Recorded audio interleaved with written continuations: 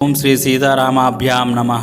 మహాకవి శ్రీ వాల్మీకి మహర్షి విరచిత శ్రీమద్ రామాయణము మనము బాలకాండంను అధ్యయనం చేస్తున్నాము. ఈరోజు విశ్వామిత్రుడు రాజర్షి అగుట, త్రిశంకు మహారాజు సశరీర స్వర్గ ప్రాప్తికై వశిష్ఠ మహర్షిని ప్రార్థించుట, అందులకు ఆయన నిరాకరించుట, పిదప ఆ రాజు ఆయన కుమారులను అభ్యర్థించుట. ధ్యానమంత్రము: ఓం మూకం కరోతి వాచాలం పంగుం లంఘయతే గిరిం యత్కృపాతమహం వందే పరమానంద మాధవం. ఓ రాఘవ, మహాత్ముడైన వశిష్ఠునితో వైరము పూనుట వలన తనకు కలిగిన పరాభవను గుర్తు చేసుకొనుచు విశ్వామిత్రుడు మిక్కిలి పరితపింపసాగెను. పిదప అతడు పదే పదే నిట్టూర్చుచు పట్టమైషితో కూడి దక్షిణ దిశకు వెళ్ళి ఫలాలను మాత్రమే ఆహారంగా కొనుచు ఇంద్రియ నిగ్రహంతో మిక్కిలి తీవ్రమైన తపస్సును ఆచరించెను. అక్కడ ఆయనకు అవిశ్చంద్రుడు, మధుశ్చంద్రుడు, దృఢనేత్రుడు, మహారథుడు అను నలుగురు పుత్రులు కలిగిరి. వారు సత్యవచనులు, ధర్మపరాయణులు. అతడు 1000 సంవత్సరములు తీవ్రముగా తపస్సు వనర్చిన పిమ్మట సృష్టికర్త అయిన బ్రహ్మ ప్రత్యక్షమై మహాతపస్వి అయిన విశ్వామిత్రుడు ఇట్టు నుడివెను: ఓ కౌశిక, నీవు నీ తపశ్శక్తిచే రాజర్షులు పొందేడి లోకములను జయించితివి. నీవు ఆచరించిన ఈ తపశ్చర్యలను బట్టి నిన్ను రాజర్షిగా గుర్తించుచున్నాను. లోకములను సృష్టించువాడు మహా తేజస్వి అయిన బ్రహ్మదేవుడు ఇట్లు పలికిన పిదప తన సత్యలోకమునకు వెళ్ళెను. ఆయన వెంట వచ్చిన దేవతలను దివికేగిరి. విశ్వామిత్రుడు బ్రహ్మవచనములను విని సిగ్గుతో తలవంచుకొనెను. మరియు తీవ్రమైన దుఃఖమునకు లోనై కోపంతో ఇట్లు అనుకొనెను: నేనింతటి తీవ్రమైన తపస్సు వనర్చినను సమస్త దేవతలు, ఋషీశ్వరులు నన్ను రాజర్షిగా మాత్రమే గుర్తించిరి. నా తపస్సునకు తగిన ఫలితము దక్కలేదనియే తలంతును. ఓ రామ, మహాతపస్వి అయిన విశ్వామిత్రుడు తలపోసి ముడిపడి కంటే తీవ్రముగా తపస్సు చేయనారంభించెను. ఇదే కాలమున ఇక్ష్వాకు వంశ ప్రముఖుడైన త్రిశంకు మహారాజు వర్ధిల్లుచుండెను. అతడు సత్యవాది, జితేంద్రుడు, అన్ని విధములుగా ఖ్యాతికెక్కినవాడు. ఓ రఘువర, గొప్ప యజ్ఞములను వనర్చి తత్ప్రభావమున దేవతలకు నివాస భూమి అయిన స్వర్గమునకు సశరీరముగా వెళ్ళవలెను అని అతనికి బుద్ధి పుట్టెను. వెంటనే అతడు వశిష్ఠ మహర్షిని ఆహ్వానించి ఆయనకు తన సంకల్పమును తెలిపెను. అంతటా మహాత్ముడైన వశిష్ఠుడు అది అసాధ్యము అని వచించెను. అది అసాధ్యము అనగా శరీరంతో స్వర్గమునకు పంపుటకు వశిష్ఠ మహర్షికి సామర్థ్యం లేదని కాదు, ఆ విధముగా స్వర్గమునకు వెళ్ళిన వారు లేరని కాదు. త్రిశంకునకు అట్టి అర్హత లేదనియే దాని పరమార్థము. సశరీర ఏవ స్వర్గం లోకమేదని శృతి ప్రమాణము. వశిష్ఠుడు తన కోరికను నిరాకరింపగా ఆ రాజు దక్షిణ దిశగా బయలుదేరెను. తన మనోరథ సిద్ధికై వశిష్ఠుని పుత్రుల కడకు వెళ్ళెను. అతడు దీర్ఘకాలం నుండి తపమురంచుచు తేజోమూర్తులై ఉన్న పెక్కుమంది వశిష్ఠ పుత్రులను మహా తేజస్వియగు త్రిశంకు దర్శించెను. అతడు మహాత్ములైన గురుసుతులందరినీ సమీపించి క్రమముగా వినయంతో వారికి ప్రణమిల్లెను.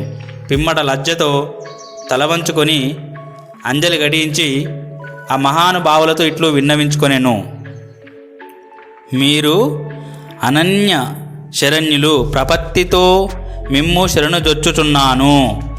నన్ను ఆదుకొనండి, మీకు పుణ్యము ఉండును. మహాత్ముడైన వశిష్ఠ మహర్షిచే నేను నిరాకరింపబడి తిని, నేనొక మహాయజ్ఞమును చేయదలిచి తిని, దానికి మీరు అనుజ్ఞ ఇవ్వండి. గురుపుత్రులైన మీ అందరికీ నమస్కరించి మిమ్ము వేడుకొనుచున్నాను. తపమరణించుచున్న బ్రహ్మవేత్తలైన మీకు శిరసా ప్రణమిల్లి ప్రార్థించుచున్నాను. నేను సశరీరంగా దేవలోకమును పొందగోరుచున్నాను. నా మనోరథ సిద్ధికై పూజ్యులైన మీరు విచ్చేసి నాతో యజ్ఞమును జరిపింపగలరు. ఓ తపోధనులారా, ఈ విషయము నా వశిష్ఠముని చేత నేను తిరస్కరింపబడి తిని, యజ్ఞ కార్యసిద్ధికై గురుపుత్రులైన మిమ్ములను ఆశ్రయించుట తప్ప నాకు మరి ఒక మార్గము కనిపించటలేదు. ఇక్ష్వాకు ప్రభులందరికీ పురోహితుడైన వశిష్ఠుడే వారికి పరమగతి. విద్వాంసులైన పురోహితులు రాజులను సర్వదా ఉద్ధరించుచుందురు. మీరు వశిష్ఠుని ఎంతటి వారు, అందువలన పూజ్యులైన మీరే మాకు రక్షకులు. ఓ రామ, త్రిశంకు వచనములను వినిన పిమ్మట వశిష్ఠ మహర్షి పుత్రులు 100 మిక్కిలి క్రుద్ధులై ఆ రాజుతో ఇట్లు నుడివిరి: ఓ దుర్బుద్ధి, సత్యవ్రతుడైన వశిష్ఠుడు నిరాకరింపగా ఆయన మాటను పెడచెవిన పెట్టి ఆయన పుత్రులమైన మమ్ము ఎట్లు ఆశ్రయించుచుంటివి. ఇక్ష్వాకు ప్రభులందరికీ పురోహితుడైన వశిష్ఠుడే పరమగురువు. సత్యవాది అయిన మహర్షి వచనము అతిక్రమింపరానిది. పరమ పూజ్యుడైన ఆ మహర్షి, నీవు సశరీరముగా దివికేగుట అసాధ్యమని నుడివేను కదా, అట్టి యజ్ఞమును నీచే మేము ఎట్లు జరిపింపగలము? ఓ రాజా, నీవు మూర్ఖుడవు. ఇక నీవు నీ నగరము, నీ ఇంటి దారి పట్టవచ్చును. పూజ్యుడగు వశిష్ఠుడు ముల్లోకములలో ఎవరిచేనైనను యజ్ఞము చేయింప సమర్థుడు. ఆయన మాటను కాదని మేము నీచే యజ్ఞము జరిపించి ఆయనను ఎట్లు అవమానింపగలము?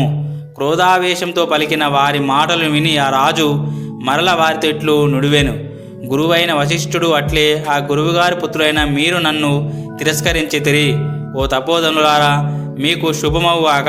నేను మరియొక దారి చూచుకొందును, అంటే మరియొకరిని ఆశ్రయింతును.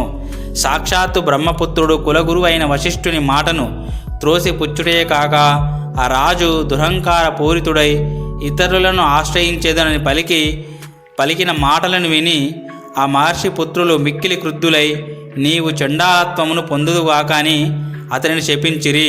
తదనంతరము ఆ మహాత్ములు తమ ఆశ్రమమునకు చేరిరి. ఋషి పుత్రులు నిడివిన ఘోర శాప వచనములను విని మిక్కిలి కిన్నుడై ఆ త్రిశంకు ప్రభువు తన నగరమునకు చేరి చింతింపసాగాను. ఇట్లు ఆ రాత్రి గడిచినంతనే రాజు చండాల రూపమును పొందెను. అతడు ధరించిన పీతాంబరము నలుపు రంగుకు మారెను. అతని శరీరం కూడా నల్లనిదై తేజో విహీనమయ్యెను. కర్కుధనమును పొందెను. కేశములు కురుచవయ్యెను. అతడు శ్మశానమునందలి మాలలను బూడిదను దాల్చియుండెను. అతని ఆభరణములు అన్నియు ఇనుమయ్యెను. ఓ రామా, చండాల రూపమును పొందిన ఆ రాజును చూచి మంత్రులు అందరూ భయపడి పారిపోయిరి. పురజనులు భీతితో వారిని వెన్నంటి పరుగులు తీసిరి. ఓ రాఘవ, ఆ రాజు త్రిశంకువు ఒంటరివాడై రాత్రింబవళ్ళు దుఃఖముతో కుమిలిపోవుచున్నను ధైర్యము వహించి తపోధనుడు వశిష్ఠుని ఎడ వైర భావం గలవాడు అయిన విశ్వామిత్రుడి కడకు చేరెను. ఓ శ్రీరామ, వశిష్ఠ పుత్రుల శాపము వలన ఇహపర సుఖములకు దూరమై చండాల రూపమునున్న ఆ త్రిశంకును చూసి విశ్వామిత్ర ముని అతనిపై జాలిపడెను. మిక్కిలు ధార్మికుడు, మహా తేజస్వి అయిన ఆ ముని భయంకర రూపంతో ఉన్న రాజును చూచి కనికరము చూపి, నీకు శుభమవుగాక అనుచు ఇట్లు వచించెను. మహాబలశాలి అయిన ఓ రాజా, నీవు వచ్చిన పని ఏమి? వీరుడవైన అయోధ్యాపతి, ఎవరి శాపం వలన నీకు ఈ చండాలత్వము దాపురించినది? పెద్దలతో మాట్లాడటంలో కుశలుడైన రాజు మహర్షి మాటలను విని అంజలి ఘటించి తనకు చండాలత్వము ప్రాప్తించుటకు కారణమైన శాపమును గూర్చి వాక్చాతుర్యము గల విశ్వామిత్రునకు ఇట్లు వివరింపసాగాను. సశరీర స్వర్గ ప్రాప్తి కలుగవలననే నా కోరికను గురువైన వశిష్ఠుడు ఆయన కుమారులు తిరస్కరించిరి. ఆ కోరిక నెరవేరలేదు సరికదా, దానికి తోడు గురుపుత్రుల శాప కారణముగా నాకు ఈ చండాల రూపము ప్రాప్తించినది. ఓ సౌమ్యుడా, ఈ శరీరంతో స్వర్గమును పొందవలెననే వాంఛతో 100 యజ్ఞములను ఆచరించి తిని ఆ యజ్ఞ ఫలము కూడా నాకు దక్కలేదు. ఓ మహాత్మా, నా క్షత్రియ ధర్మపై ఆన ఎట్టి క్లిష్ట పరిస్థితులలోనూ ఇంతవరకు నేను ఎన్నడూ అసత్యమును పలికి ఎరుగను, ఇక ముందు పలకబోను. అనేక విధములకు యజ్ఞములను ఆచరించి తిని ప్రజలను ధర్మమును అనుసరించి పరిపాలించి తిని గురువులను మహాత్ములను నా సద్గుణములకు సదాచారములకు ఎంతయో సంతసించిరి. ఓ మునీశ్వర, ధర్మ మార్గమును సంచరించుటూ నేను యజ్ఞము చేయ సంకల్పించి తిని అందులకు వారు సుముఖత చూపలేదు. దీనిని బట్టి చూచినచో ఈశ్వరేచ్ఛయే తిరుగులేనిది. దాని ముందు పురుష ప్రయత్నము తలవంచవలసినదే. సమస్తము దైవాధీనమే. ఇహపర సుఖములన్నింటికీ దైవమే శరణ్యమని తెలియచున్నది. నేను మిక్కిలి ఆర్తుడను, దురదృష్టవంతుడను. నాకు దైవము అనుకూలమగునట్లు చేయుటకు మీరే సమర్థులు. మీకు పుణ్యముండును. ఇంకా నేను ఇతరులను ఎవ్వరినీ ఆశ్రయింపను. మీరు తప్ప నన్ను ఆదుకొనగలవారు ఎవరూ లేరు. నా ఎడ అనుగ్రహమును చూపి దైవమును నాకు అనుకూలంగా చేయుటకు, అనగా నా అదృష్టమును పండించుటకు మీరే తగుదురు.